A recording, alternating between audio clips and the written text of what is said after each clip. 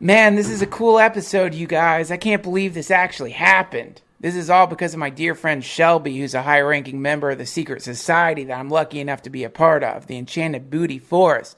If not for him, I wouldn't have had the surreal experience of sitting in a tiny house on the outskirts of Nashville with the lead singer of the Flaming Lips.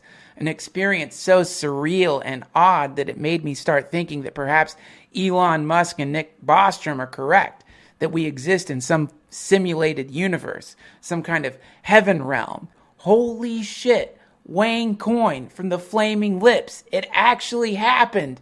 I can't believe it. This must be paradise. We're going to dive right into this glorious, miraculous episode. But first, some quick business. Have you ever wondered what it might be like to make love upon the warm, soft stomach of a giant celestial puppy? Well, worry no longer. You can find out by getting yourself a new mattress from Casper.com. Right now, if you go to Casper.com/Family Hour and enter an offer code Family Hour, you will get $50 towards a brand new mattress. The Casper, it's an obsessively engineered mattress at a shockingly fair price. The product design features a marriage between foam layers for ideal firmness, just the right sink and just the right bounce. That means it's good for humping. Affordable price because Casper sells direct to consumers, free shipping and returns to the US and Canada, 100-night trial with free no-hassle returns if you're not happy. With over 20,000 reviews and an average of 4.8 stars, it's quickly become the internet's favorite mattress.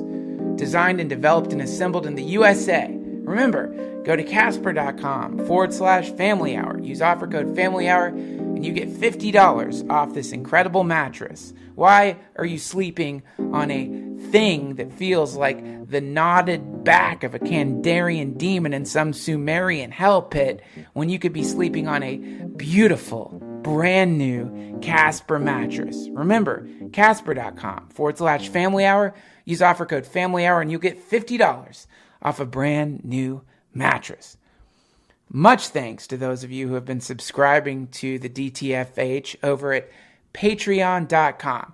It's the number one way for you to support this podcast. Go to Patreon.com/Family Hour, and for a mere $5 a month, you will have early access to all interviews, as well as access to rants, weird burping stuff that I made on my modular synths, and strange rambling things that I'm too afraid to upload onto the main feed. Also, you'll become my patron, my master, my goddess. I will have to suck upon your toes while you spank me with palm fronds and call me your bitch. I can't wait.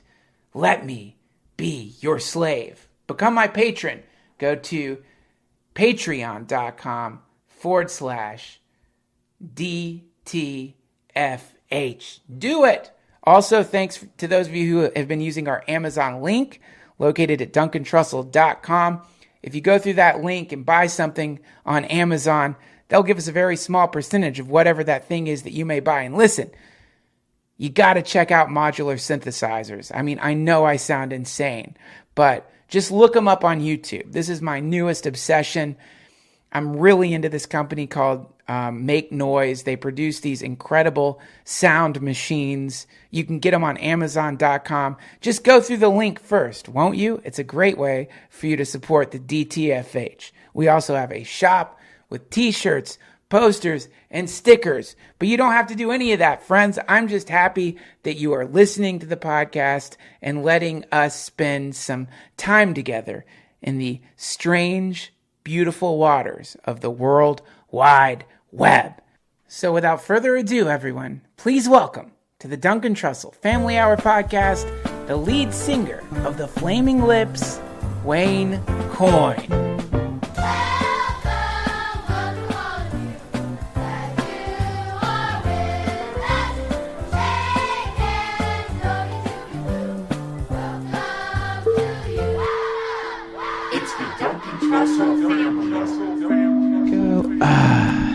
Wayne Coyne, welcome to the show. Oh, right, here we are. I mean, we have to say that we're in a really expensive hotel that you Did you sneak them in, or are you allowed to have the dogs? They let the dogs in. Hotels are cool these days because you get to have your dogs and they don't care. And we're in an expensive hotel in Nashville, that's right, Tennessee, and we're looking out at the other side. We can't see the sunset, but we're seeing the residue because we're way up high, 14th floor. Yes, in the shiny buildings downtown. It's beautiful. But and I think it's important to say how I ended up in this hotel.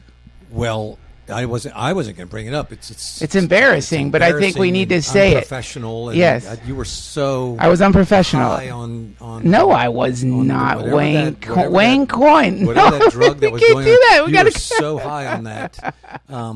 It was not because of that, though. It was. I'll right. tell you. It was an acceptable accident. You were traveling all day, and I left my charger at Will Oldham's house.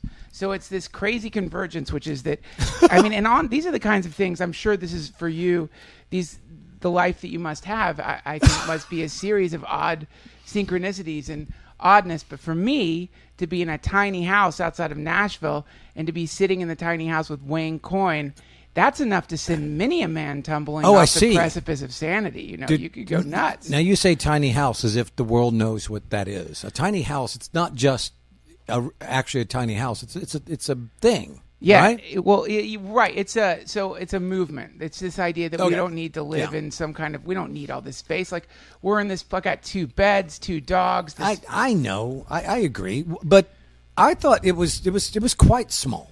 Oh, it was. It was literally. It was a tiny house. I mean, if you had, which you don't have, which we'll talk about in a minute. But I mean, if you had your girlfriend there with you, that seemed like it's too small for a dude and his girlfriend to be in there at the same time. No, you couldn't live with a family. That's a single man sort of domain. Am I right? You're writing a manifesto in that thing.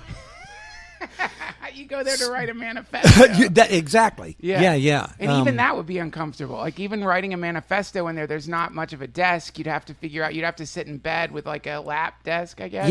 Yeah. It was tiny. Yeah. But again, but maybe it's great and it's affordable and it's simple and for maybe it's. I mean, I thought it was interesting. It just seemed, even for me and you, after a while, it's like, hey man, this is kind of like being in a jail of some kind, and I'm stuck with you. In my jail cell, which isn't that bad. But how do you think I felt, man? It was not only. But we had our dogs, and you had your dogs. They're wonderful. They were climbing. Wayne COYNE. Takes this heroic leap into pure unknowingness. Comes to a tiny house. No, it's not pure unknown. I mean, I know you kind of. Yes. Yeah, and you're traveling across country. I mean, you're not a complete stranger or anything. We've been trying to do this for a long time, and then when I do finally get there, you've left the cord at Will's house. Is that that's exactly what happened. Yeah. But we started this conversation before you pressed the button. Yes. And then you slightly turned into this other radio personality guy. Am I doing that? Did my personality change? No, not at all. Really, not at all. I need to know which things I'm like that. Come on, step it up a little. You bit. want me to be no, more of a... but we were like, I was asking you, have you ever been to therapy? And you said, wait a minute, hold on, let me press the button. Yeah. No, before you even answer. I've been to therapy. I went to therapy a little bit, but I don't go regularly. I think you should. It's a great thing to do, but I don't do it. Do you go to therapy? No, but I mean, I get to talk about myself all the time to strangers who are not that invested in, you know what I mean? So, and I think if you didn't have that and you weren't asked about things in your life and you didn't get to talk about them and they were heavy things, you would want to have someone. And so I think, doing interviews, as you maybe you were about to say this, I mean, in a sense, it has a therapeutic. Absolutely. Articulating is different than thinking and writing and even talking. Articulating, this speed by which we're answering each other. Yes. We're not really thinking about what we're going to say. No. Perhaps we should, but we don't. It's coming out quicker than we're even thinking it, Right. And that has some kind of, there is something in that that's therapeutic to your being, that you're this flow of whatever. So I'm in therapy with you right now. Oh, great. In a sense, and you're in it with me. Well, I think I'm more in it with you. You are a healing force. You Thank you. You seem to have this kind of like, you're anyone who's been to your shows knows that this thing happens in there, which we talked about last night. We did. Dive back into that. Okay. But it's not just your shows. As I was hanging out with you, and I realized not only you don't seem even slightly annoyed that I'm unable to record this podcast. You spend at least an hour with me, and we got into this great conversation. But it was a great conversation. I mean, you're an interesting, cool guy. I mean, I've been around you other times when we haven't talked that much, but we talked enough and done things that we weren't thinking, oh, this is for a podcast. So yeah. It was very much just hanging out with you, and you traveled across country and you talked with Will. You've got to. I mean, I was ready to hear your stories anyway. Yeah, so, but they've heard my stories. We want to hear about you, and when the feeling I get from you is that when people get around you, you start like reconfiguring them in a kind of sweet, positive way, but also a kind of wild way, you know? And it's beautiful, but it's also, it's beautiful and it's healing, but it's not what you would necessarily call therapy, you know? It's I see. Okay. You know, yeah. It's but do you get this feeling that, do you feel, I mean, it sounds so schlocky when I say it, but when you're putting all this energy out in the world, is that the intention behind it? Well, I mean, when I was with you last night, I was utterly fascinated with the things you'd say and then what it would lead to. And I would be asking you questions like, oh, my God, this is really your life. We talked about your girlfriend that you had and then your separation and all that. Yes. And to talk to someone, which you're like this, that just is being honest right there. There's right. They don't have an answer that they want to give. They haven't thought about it a right. billion times. They haven't asked about it a billion times. And you're just saying it.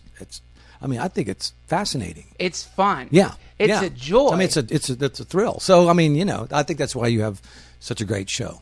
I think thanks, Wayne. I think there's something that's pulling the truth and an urgency out of people. And so, yeah. Well, God, that's amazing. I mean, I felt the same way around you. I just felt like when you left, I didn't want you to leave. And then I thought, oh, of course you don't want him to leave. It's Wayne COYNE. He's a rock star. It's the Flaming Lips. Everyone wants him to stay. So, yeah, and what we talked about so many cool things last night, but I sure would love to circle back to a few of them. Yeah, okay. There you go. And it kind of goes back to what I was saying before, which is that a lot of my friends and my experience when I go to a Flaming Lips show, it can be a transformative experience. And I think last night I was kind of trying to fish out of you some intention or some like a mission statement from you or something. Yeah. It felt like you were telling me, no, that's not necessarily what. Well, I mean, you know, all this thing that we do now as the Flaming Lips as a show, you know, it's a long, you know, evolution of little ideas put together. Things that, you know, you would have tried that failed, things that you didn't know you were doing that worked accidentally, and all those little things, being that we get to kind of have, you know, it's not control, but it's like we're the ones creating the show, whatever, and using all those to their most effective thing. Yeah. You know, and having a slight a confidence that I think this would work. If we do these things and the audience is ready to listen to us and pay attention to us and be with us here, if we do these things, it's gonna be fun, and we're all gonna be in it together, and then we can have these, you know, these emotional things with the songs and singing together and all that. But that's not a mission, you know what I mean? Right. I think it's more, you know, there's a certain thing that we like to do, and then it just works out that there's a certain thing that the audience likes, and those can be kind of together. Right, yeah. But it's not it wouldn't be a mission, you know, in that way. We wouldn't have ever thought this is what we want to say to the world. I think when we're doing it, it feels like, oh, we're so lucky we get to sing our songs to people, you know. And I say it still all the time. It's like, you know, people who really know music, and people, you know, a lot of people have musical minds that aren't musicians. You know, they're musical anyway, even though they're not pursuing music. What they can tell. Look like? Oh. Well, I mean, say they can tell I can't really sing. You know, they're like, you're, and I'm like, I know, I'm not really a singer, but I'm allowed to sing. You know, these Flaming Lips songs, wow. and I'm just like the luckiest person ever in that way, because, you know, the audience is like, we know you can't sing, but there's something that allows you to be a singer. And I could be a singer for no other anything ever, but I can sing Flaming Lips songs. And that's where I sort of feel like it's a special, like, man, I got a special duty here. You know, Yeah, yeah, man. it's wonderful. It's that wonderful. people let me sing to them. You know, Well, we love it. well, and I love it too. I mean, you know, it's Right. such a great thing. But you know, a lot of people are singers and they think, oh, well, I can really sing. But I never think that. That's nuts, man. Never in a million years would I thought that when you think about yourself, you're like, well, I'm not a singer.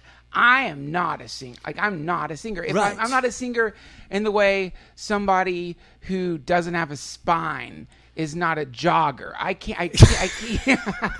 Well, I can't sing. I think in time, if you tried, you might find a way to say, oh, if I sing in this way, it works for me, Right. which is what I do. You know, Right. I can't do very much, but I can do this one area and doing my thing. It's passable. I mean, it works for people that like our music for sure. Right. But yeah, It's yeah. beautiful. You're a singer. I mean, if you're not a singer, God, all of we're doomed. Well, I mean, I think there's probably a description or an identity that comes with someone that you think, well, he's standing up there on a stage singing. He must be like kind of a show off or this confidence, And I could see where most singers in the world, are probably exactly that. Not in a bad way, but they feel like, oh, you want to hear me sing because I'm a good singer. Well, I'm not like that. I came into it not really starting as a singer, but then singing like, punk rock stuff, and Right. I'm like, John Lydon doesn't sing that well, and Anthony Kiedis from Chili Peppers doesn't sing that well. I can do it, Right. or Henry Rollins, those types of singers. And then I wanted to start to do music that was more emotional, and then it's like, but you can't really sing. And I'm like, I know, but I want to, Yeah. and that's where I'm at. Still, I mean, I still think of those guys in some ways as my heroes. Even the guy from Duran Duran. What's his name? Like these guys who can't really sing, but they decided I'm going to be a singer. I'm going to do it anyway. Yeah. I It think doesn't that's- matter. I'm just going to do it. Yeah. I'm And- going to jump out there and make a thing regardless Yeah. of whatever the Yeah. problem is. But but music is sacred ground in some way, and to go out there and say, well, you're listening, and I'm the guy. You're going to listen to me tonight. That's why I think it's different at a Flaming Lips show, because it really isn't. We never go out there and be like, you're the audience. We're us. It's like we're all in this together. It's participatory, for and, sure. And that is the absolute truth from the heart of our minds that we try to say. It's not about us, because we're horrible introverts. We talked about that last night a little bit of like, ooh, we're not saying, oh, pay attention to us. We know that's the deal. You're there and you're going to watch us do our thing, but it's not. We need your attention to make us feel good about ourselves. It's just a different trip. But I don't know if it comes across that way. I mean, I could see where years ago you could say go to see Beyonce and then next night see the Flaming Lips. You'd be like, nothing very similar. Right. Yeah, sure. But now you might go see Beyonce one night and see the Flaming Lips next night and say, well, there's some similarities. It's a big show. We make it seem like at the end of every song, you're going to clap and this is going to be a big deal. You're the audience. We're the stars, and But underneath all that, there's nothing. Those two are not anything alike. Beyonce knows. I got the butt. I got the hair. I got the voice. Yeah, right. It's gonna work. Yeah, right. And then she's got lasers and stuff too. Yeah. And you just go blammo. Yeah. You're like, I'm done. You win. Absolutely. I want to be in the audience, and I want you. I've never been to a Beyonce I've never been to one of her shows. It's amazing. You just had But the Flaming Lips are we're, even though those same things may happen, we're never coming across like we're the Lips. And you're just Duncan. And you're just Duncan. No, it doesn't feel like that. No, it feels like a ritual. It feels like we get to do this thing together. Yeah. To me, there's it feels religious in the good sense of the word. I agree. We always say it's like a religious cartoon. It's like it doesn't. It's not. There's nothing overly heavy, even though it's heavy. But it's all in music and it's all in a show. It's right. Not. We're not really. We're not trying to change you. You're here. You're at our show. You're the perfect wonderful person anyway. There's nothing for us to change about you. You're here, cool. you know. But I agree with you. And we're getting that same thing when we're playing. You know, when it's working, we all feel like, oh, man, we've created this thing together. Yeah. Because without the audience's energy and that love, it really is love. You know, when people are paying attention to each other and urging each other to do this thing, do this marvelous thing. I mean, that's, you know, and to go up there and to know, all right, we're purposely going to do this thing so we feel this thing and it works. It's wonderful. It's love. It is. It is you guys absolutely are love. channeling love. It's like, I mean, most performers, in a sense, do. I mean, sure. You go to see people. It's not something we do that nobody else does, but it is that. What do you think love is? Love. It's not tough to define because we all know what it is. It's tough to put it into words. Yeah. You know, but it is. It's like you just, you know, you like someone, you want this thing, and then it slips over into a deeper category. You know, unknowingly, it's become part of you. You know, I always say, like, if you love someone, you're doing that for you. You know, liking them is for them. You know, but if you love them, it's for you because it gets to be in a special part of your mind. Yeah, you know? And you want that. You know, you want to put it in your mind so it's like, oh, it's so special, even though it's probably a selfish thing or whatever. But, you know, we all know people like that. It's like, you know, I love them, but I don't like them. Right? Yes. You know, sometimes your relatives or whoever, you know, you love them, but you don't like them. But there's other people that, you know, you like them, but you don't really love them, you know.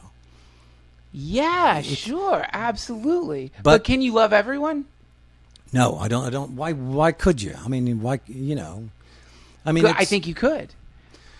Well, I think it would only really be love if you had experiences with them. And that's why I think when I say it goes into this other category, I don't think it's you doing it. I think there's a certain, you know, amount that you start smelling and seeing and experiencing and thinking about and considering. And then that plump, you know, but what do you call the amount? Once the amount is so much. I know what you mean. It's like a scale. It goes, and then it plumps. And you don't know it, but suddenly they're part of what you think about. They're part of these millions of things that you're able to think about. And if something happened to them, it would hurt you. Their pain is your pain then. But if you don't really know someone, you know, them being here or not being here, them being in pain or not being in pain, we have, you know, empathy. And, you know, we understand their thing, but you know it's not really affecting you. You're drinking your coffee, reading your, you know, your internets or whatever it is you're doing without being that affected. Yeah, sure.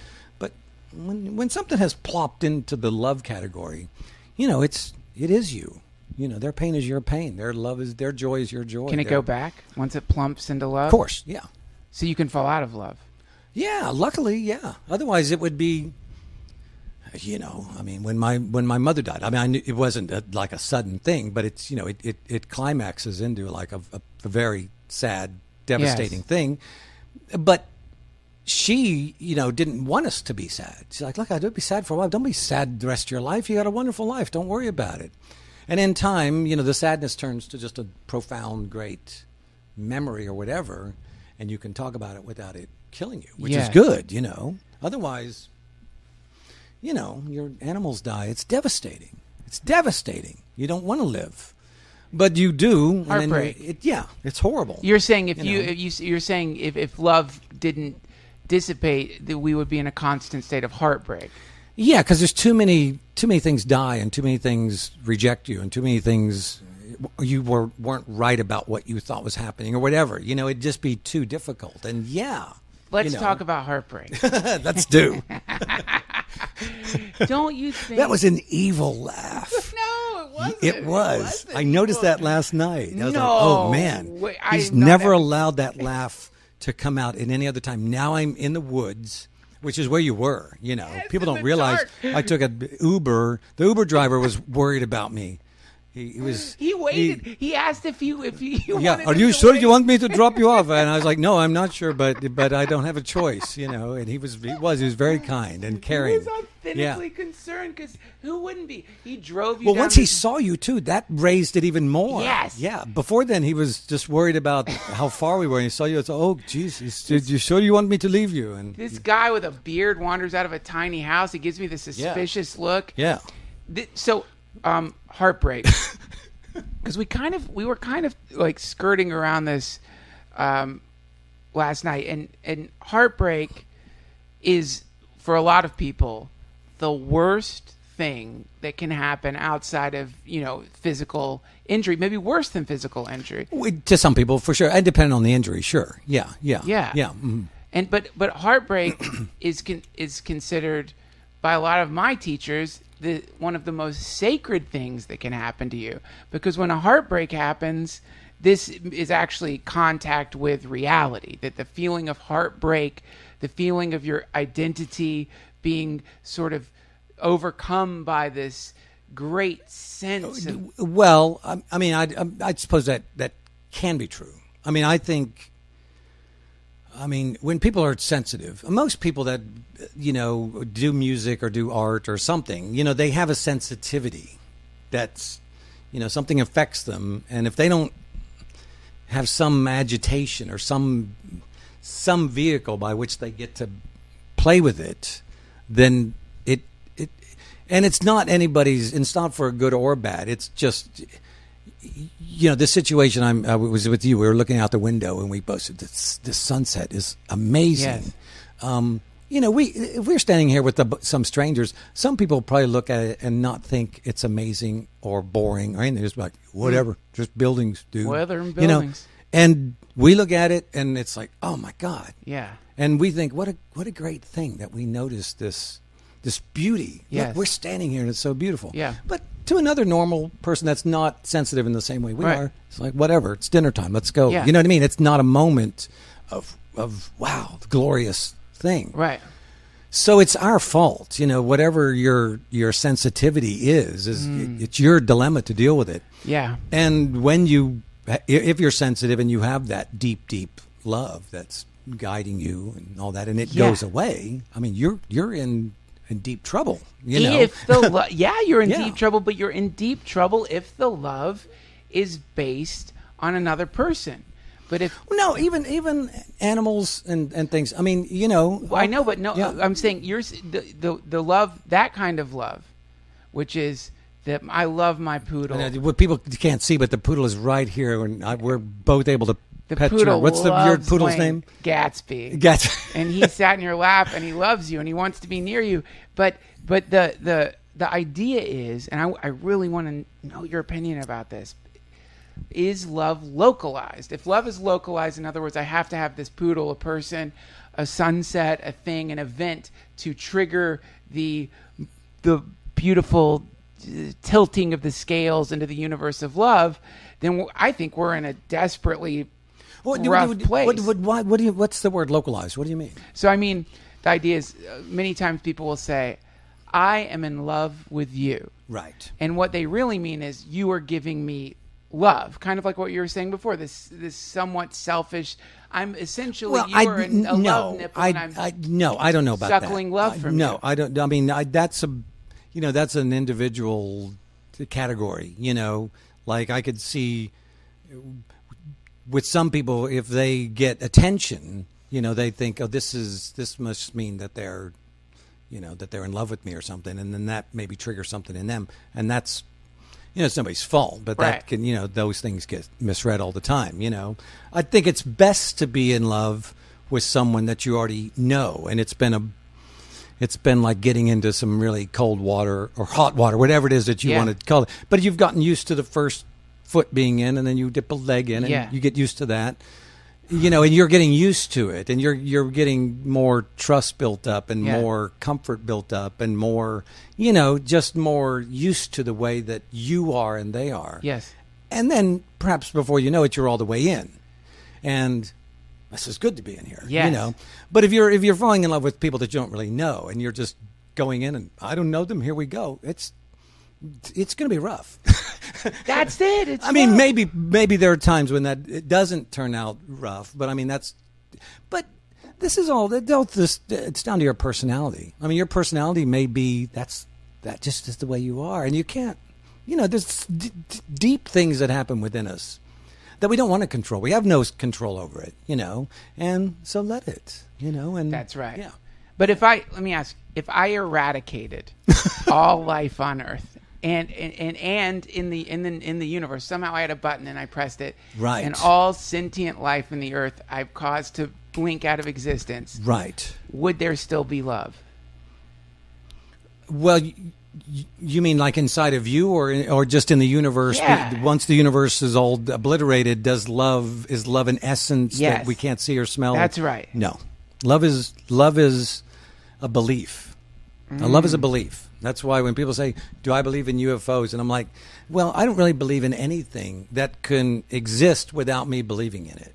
Like UFOs, if they exist, they don't need me to believe in them. Right. They're flying around. They're doing fine. Santa Claus, if he exists, I don't need to believe in him. He's delivering Sure. toys. But if I don't believe in love, which is just a little thing inside my mind, if I don't believe it, then it's not there.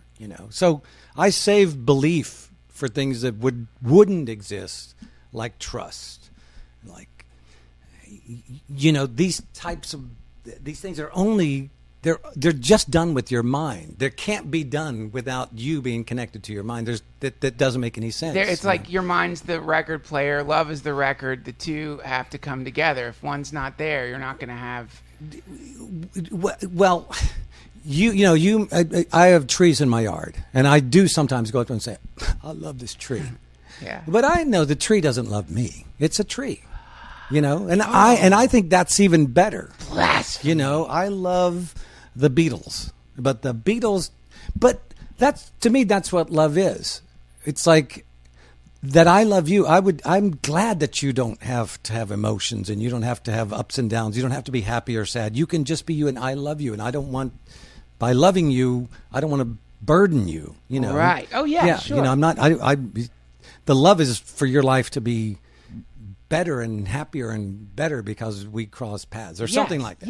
Yes, sure. Yeah. But I want to talk about this idea that tree doesn't love you, because the way I have been taught, and I love to believe it. Right. Believe, I guess, in Right. italics here. But I love to believe that everything is love. Everything's made of love, Well, and the human condition for me, I think that devalues what love is then. To me, love it's a motherfucker, and it's hard work, and it's trying and trying and trying again, and seeing the reason why as opposed to the reason why not. It's not, it's just here, I guess I just don't see it, or it's here and I don't care. That tree loves me, but I got shit to do today, and that dog loves me, but I got shit to do today. It's not. I mean, I feel like it's a powerful thing that you're doing all the time. You're trying to make this love and be with this love and see what comes of this love that you want to be part of. you're cultivating love. Yeah, and you're reaping the rewards of it, and you get the bad parts of it as well. But I mean, if you're lucky, the love that you create is nourishing you, which is that's the greatest human achievement ever. Is this thing that I need, I can make it myself. And you don't blame anybody, and you don't wait for nobody. It's something you can do. You can love the tree. The tree doesn't have to love you. I gotcha. That's beautiful. So it's more like you're a fountain of love. Inside of you is a fountain that can start fountaining out love. Because giving love is like it's something that you love to do. If you love to do it, it's not like you're like being selfless. Oh, I'm sacrificing myself. I'm loving because I want to. It's my favorite thing in the world. And when it nourishes the entity or the creature or the person, whatever it is that you're loving, it even works better. It's healing. Yeah, and you're getting off on it. They're getting off on it. Life is great. Love's the most healing thing, or outside of bandages and penicillin. Well, all those things they're probably invented because of love. Right. Oh, wow. And caring, love and caring. Yes. Yeah. Right. Yeah, Right. yeah. It's the progenitive force. It's where all human life comes from. I'm not. I mean, obviously, we're not. Some of us are humping not for love, but it's the progenitive force. And well, I mean, obviously, it's. I mean, there is something. It is something, but I don't think it exists out there without our minds and our bodies having some attachment to each other. I think it's something in there. Right. Well, there's right. Yeah, I know what you're saying. It's this. Clearly there must be some two things coming together for this love thing to happen, and I want to talk about the devaluing of love. Yeah. By the concept being the entire. This is the idea. The entire universe is made of love. You are made of love, and when you are falling in love, you're not falling in love. You're remembering your true identity. Right. That's the concept. Right. Well, I mean, I've never thought of it like that. I guess in a sense, I mean, to me when I say devaluing, it's like, oh, I just love everybody. And it's like, well, we really don't. We don't know everybody. We don't, it can only be, I guess that's what I'm saying. When it plops from being, oh, I like this and I'm interested in this. And now I'm obsessed with it. Yes, and all these things, they're short of love. But when when you tell someone that you love them, there's always that way of saying, man, I love you, man. Yeah. And we do. Yes. Even we could say it to each other. Yes. I love you, man. I love you. But I don't know you that well. Yeah. And if you, died tonight, it would be, wow, it's just with him. It'd be a bummer, but it wouldn't be the same as if someone in my family or someone I've known for a long, long time deeply. And that's just the way it is. I would know. I wish they could see me crying right now. I wish I was filming this so they could see the hot tears running down my cheeks. Yeah, I know. But that's something that we don't get to control, is what I would say. Yeah. That overwhelming feeling that's attached to us. Okay, so that isn't true. Well, like when we say, I love everybody, we know it's not true. It doesn't work that way because, the people are going to die in the streets tonight of Nashville where we're at. On and one we're not level, gonna, you we're not can't going to love care everyone. about it. On one level, you can't love everyone's personalities. You wouldn't. Yeah. But this brings us to the other thing we were talking about last night, which is this idea of there being some kind of membrane or a transcendental connective mechanism that allows for synchronicity to happen. Right. And so this thing is our true identity. Underneath all the personality and all the stuff, there is like a matrix of consciousness. And see, this is. I understand. People like to believe that. Yes, but you don't believe that. Well, no. Because the same. It's like me and you. I didn't know you. Right. I didn't feel like when we finally met each other or whatever in real life that I've known you my whole existence, Duncan. I really started to know you when Shelby talked about us connecting. I texted you. That was one level. Yes. We'd have jokes back and forth. Yes. Another level. We'd send pictures back and forth. Yes. That's another level. By the time we meet each other, I kind of know you. But I didn't feel like I knew you in a cosmic way all along. I didn't even think about you until Shelby said connect with him. And now that you've tried and I've tried, we've probably texted each other 1,000 times. I bet. Without really thinking about it. Yes. I'm just like, hey, Duncan, I send you a picture and you send me. It's the best. Yeah. So that's not just there. You made it happen. And I made it happen. Sure. You made it happen. Every time we try, every time we text, every time we think about each other and say, I'm going to let them know I was thinking about them, we're building up a thing that could be like love. We care about each other. Yes. That's not just there. I'm not just running into someone saying, brother, I don't know you, but I love you. I'm saying, I'm beginning to know you. I'm beginning to love you. Yes. You know what I mean? Yes. Yeah. After last night, I'm beginning to not love you as much. No, I'm kidding. No. This is the risk we take with deep love. But that's my feeling of it. It's like that you're trying and I'm trying, and we're not drawn to it in the dark. We saw the movie, the Close Encounters of the Third Kind. Yes. That movie, where they're obsessed with this image and they want to go to the mountain where the UFOs are going and whatever. That's, to me, that's not happening like with the human race. We don't have a true answer that we're just always trying to get to. We're always answering questions. We always have new answers, and that answer leads to a new understanding of, things that you thought you didn't understand. You know what I mean? So I don't feel like there's a flow going that we all dip our foot into, and finally we feel at home. To me, I don't feel that way. Wow. Okay, I love it. But and this is where we have a fundamental disagreement, and because I do get that sense. I get this feeling that we are all part of this river of love, and certainly I am not going around to people being like, "I love you, brother." Right. But I think that if I were to work on myself enough, if I spent some time, like in a deep practice, then I could. Anything that crossed in front of me, I think that I could love it. And but what would be the way that you loved it? By just something with your mind, or what would be the? Love is fine, but you have to do. There has to be some action connected to it. It's like, I love my dog, but I forgot to feed it and it died. That's not love. If you love your dog, you would be asking it every 10 minutes, "Are you hungry?" Because I'm feeding you. Yes. I want to feed you. Yeah. That's not love. Well, there's action that would go along with it too. But but if someone is passing in front of you, there can't be love without some knowing their personality. No, without you. There has to be. You have to be in it. You can't just. It's not love if it's like, "Well, I just saw you and I love you." It's like, well, okay.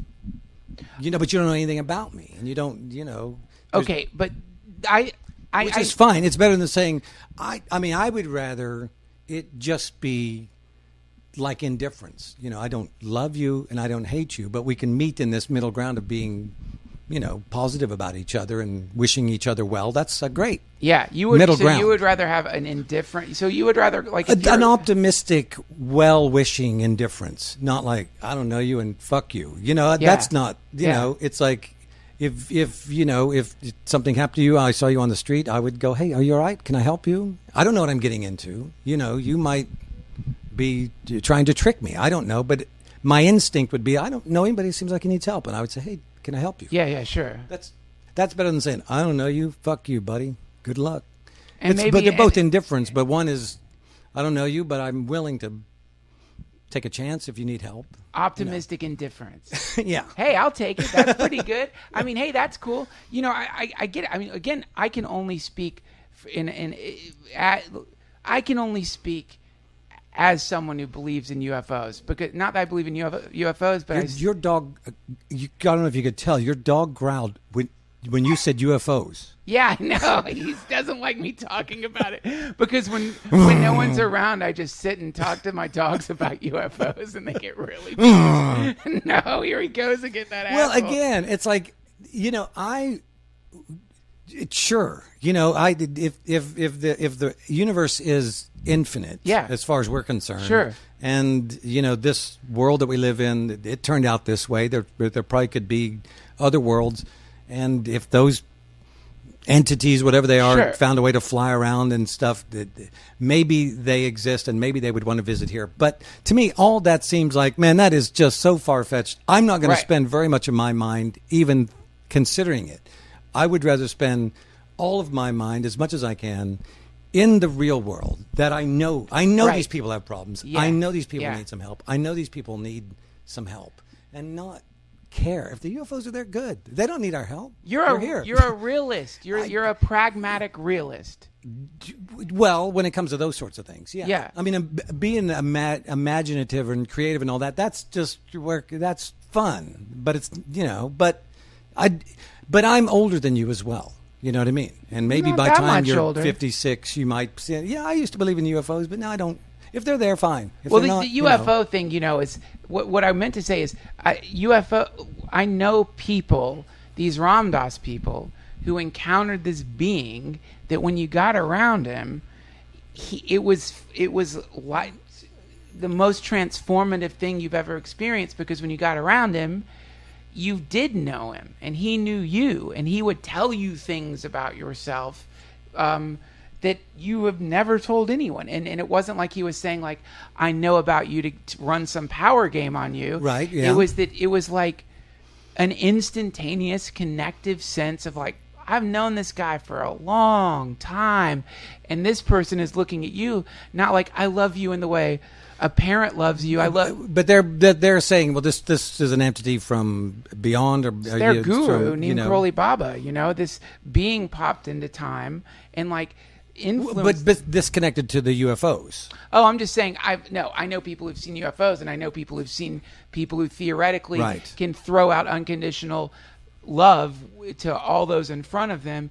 And that being said, I have never been able to achieve that state, and I haven't necessarily been in the presence of someone who's putting that out there. So it's similar to UFOs. I've met people who swear to God they saw a thing up in the fucking sky, and I believe them. I mean, and to them, perhaps it really is magic in a UFO. But I mean, I would say, well, you mean scientifically, or you've proven it's a UFO? I mean, that's a different thing. And so I'm all for, look, if you want to believe in Santa Claus, I'll believe in him with you. Because there's great, there's great things in that belief, and that makes me think this, and it drives me to do this or whatever. But it's like if you really think they're real, then investigate it. Let's find out. But that's not part of the fun. It's not that much fun to really go and see. But it just doesn't seem that likely that a UFO would have lights on it. Well, you would see them. Why do they need lights? They've been traveling through the endless universe. Yeah.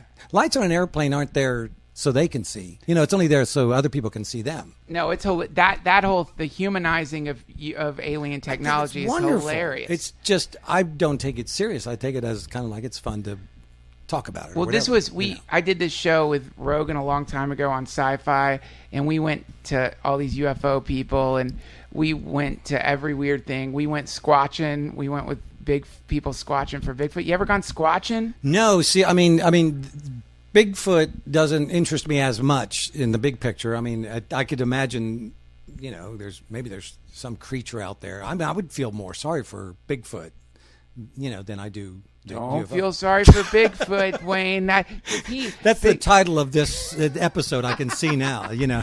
Don't feel sorry for Bigfoot. He's a big stinky dude, man. He'll bum out your camping trip. Yeah. He Bigfoot. So with these so what's it called? Confirmation bias. So you run into people looking for Bigfoot, and I'll tell you, here's what Bigfoot does. If Bigfoot likes you, he will put a feather in the path in the forest. So if you're walking down the forest and you see a feather, it means that Bigfoot's been checking you out, and he's like, oh, he's cool, and he puts a feather there.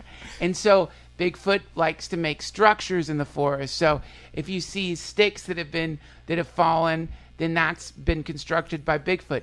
Bigfoot can turn himself into a frog. So if you hear that throws up a red flag for me. See, anything that can transform itself into another entity, another shape or whatever, I'm like, well, no. I mean, I think it's a wonderful story. I think it's a great imaginative metaphor for something. That's right. But if you're saying it's a metaphor, I say, well, it is a great metaphor. I don't know what for. It's for them, it's real. But what they're doing is a really fascinating thing, which is that we have a thing that does not exist.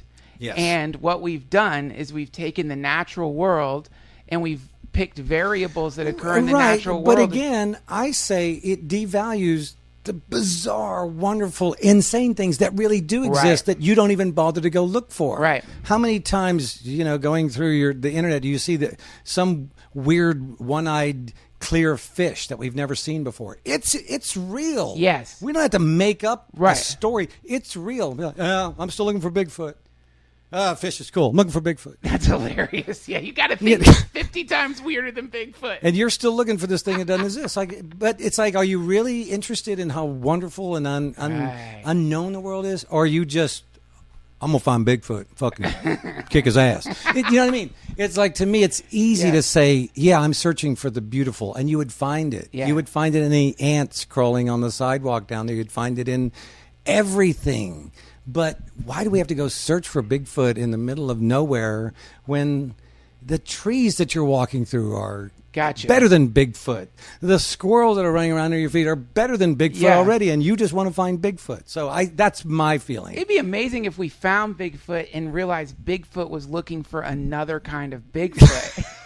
It's just an endless quest. But, it'd be horrible. But yeah. I got to ask. So again, I would say, you know, it devalues all the great mysterious things that are here right now that we don't bother to search for because there's not a story and it doesn't elicit this, dude, I'm on a higher plane because I believe there's Bigfoot and UFOs and, you know, it's like, no, it's like if they're there, they're fine without me. I don't need to go search for them. And this is actually, I got to say, man, this is like, if of all the people that I would think UFOs would have attempted to contact, right, I could see you being one of them. And I wanted to ask you, these years of touring and these years of being in this incredibly rare form of existence, which is to be a rock star in this amazing band, surely you have seen some supernatural happenings out there on the road. Is there never been a moment where you're like, what the fuck? Luckily, we've been going for a long time. Yes. You know, and the very first time that we took my dad's old giant Plymouth with a trailer on the back, the very first time we went to L.A., we were on the border right as Arizona turns into California, and there was this bizarrely strange, blobby thing hovering way up in the dark sky. And for some reason, we were getting gas or doing something, and we marveled at this thing by ourselves on the side of the road, like, what is that? Yeah. Convinced, well, you know, maybe this is a UFO or whatever. Yeah. Because we don't know what it is. It's sure. a UFO to us. Yeah. You know? And we thought about it, and, you know, back then there wasn't an internet, but you'd look at pictures and you'd see if anybody had said anything about it. And time went by, and, well, nothing was said about it. 2002, we were going to rehearsals with Beck. And we're walking through a little part of where, I forget, is southern L.A., through, you know, where the studio was. And we stop on a bridge, and this same thing is in the sky. And we all stop. And Beck stopped with us. And I remember us thinking, we're going to die. A UFO is going to explode over our heads, and we're going to die with Beck right here on this bridge. Cool. He was included. Yeah. I think he started to run away like, fuck it, I'm not dying with flaming lips. But anyway, this thing, and Michael and I were the only ones, we had seen the thing, you know, 25 years earlier. We remembered, that's that thing that we saw. And it was coming. We didn't really know what it was.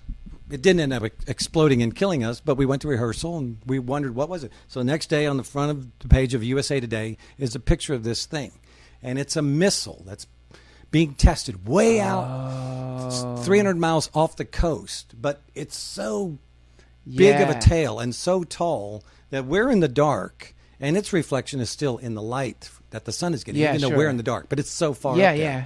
And it looks like it's just sitting there, but kind of moving. And just a missile.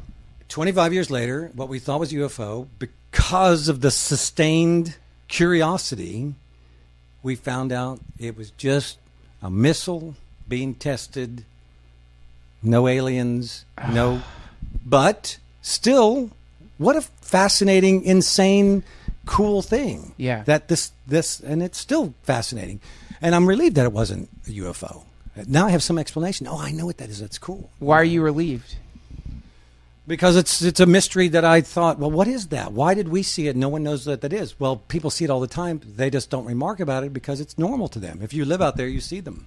Oh, they're testing a missile out there. No big deal. Night after night, touring night after night. Right. Running into so many, the entire spectrum of humanity. No, not really. No. You mean like people, you mean like at truck stops or people at our shows? I'm just on all this traveling. Right. You've never once crossed paths with a being or a group of people where you thought, whoa, these people are kind of enlightened, or this seems like some kind of advanced person you've never, like, it just feels like with a... No, I mean, we run into people all the time, but we think they're cool. They're smart, and they're but not like they're from outer space. You've never had any kind of contact with anything where you're like, I don't know, man. I feel like if night after night, I'm going on stage. I'm Wayne Coyne. I'm going on stage. I'm getting in a ball. I'm rolling out into the audience. I mean, I from what I've read, you don't take psychedelics, and you've never you. Well, no, I've taken a few things. I mean, but it doesn't agree with me. I get too worried and too paranoid and too I lose too much of my responsibility. But somewhere in the course of the touring, in there, I think I would start getting a little wobbly up in the old ticker. No, you wouldn't. No, you'd be fun. You'd like it. It's not that. It's not like that. I mean, it's not like that to us. We get to play our music. You've never found yourself like. Have you ever struggled? You've never struggled with some kind of like Messiah complex or some sense of if this is happening to me. Wow. No. I mean, not since I've been like more than 8 years old or something. You know what I mean? It's like no.